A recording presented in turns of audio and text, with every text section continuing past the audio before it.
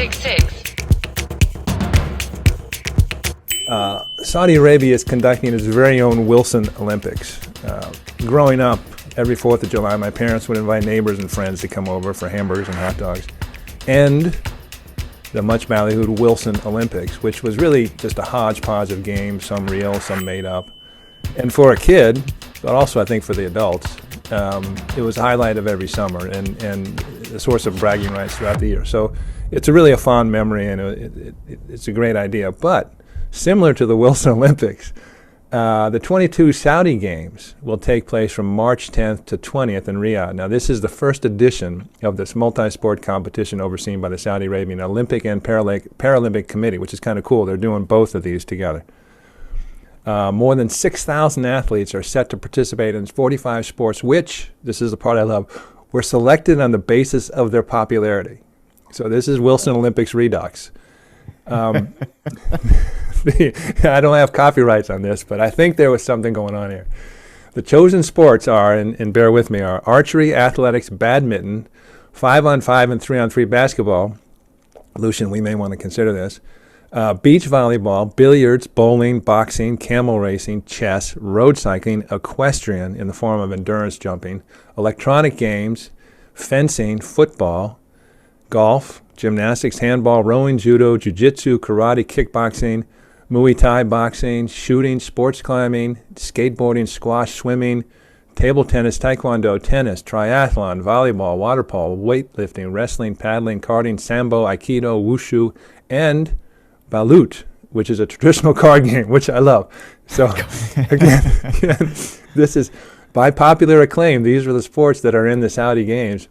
Participating sports, they're holding preliminary competition round on February 16th with locals, amateurs, and professional athletes from Saudi Arabia, all eligible to compete. Another thing I love, so this is going off on March 10th.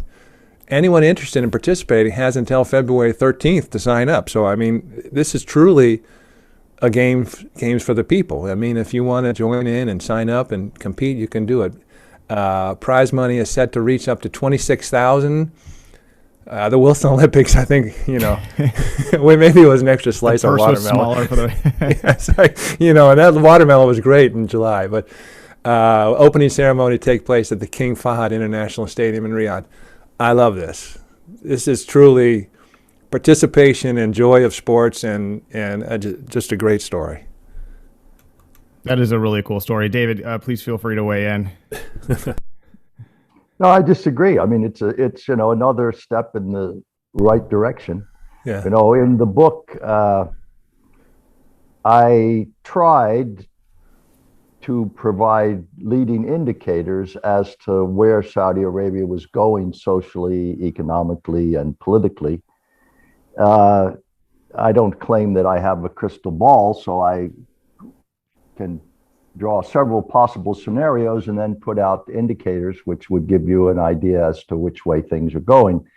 I had a problem with that because every time I put one in, the Saudis would meet it. Yeah. And then it would be done. And I'd say, well, I better, women driving, well, tick that one off, women lawyers, tick that one off. So I should have put this in. I didn't think of this. I didn't think of their own Wilson Olympics. So yeah, I think it's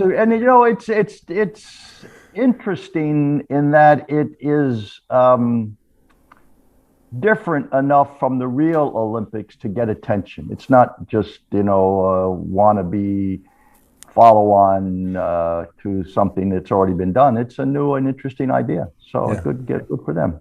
And I think it's different too. Sorry to interrupt, Lucian. I think it's different too from some of the other marquee sports initiatives they've done, in golf and soccer and that sort of thing. But anyway, that is exactly what I was going to say. I mean, Saudis are now seeing a Winter Olympian. They're seeing one or two go to the Summer Olympics, and there's a huge gulf between those Saudis and the Saudis that are on the global stage. I think that's something like this is really cool because it makes it. I am loath to use a word, but it makes it democratic. It makes it accessible. Like if you want to compete in these first Saudi games, you can as a Saudi. You just need to be a little bit popular among your friends.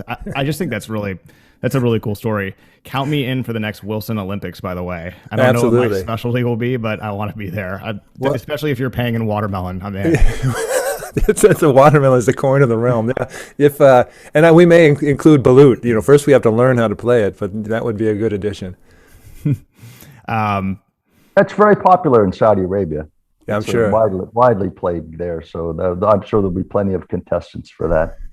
What, if I may ask, what is it? Is it like it's like a card game, right? Yes. You know, yeah, I've never played it. I've never learned how to play it. It seems to be something like bridge, but I don't really know. But it's played regularly.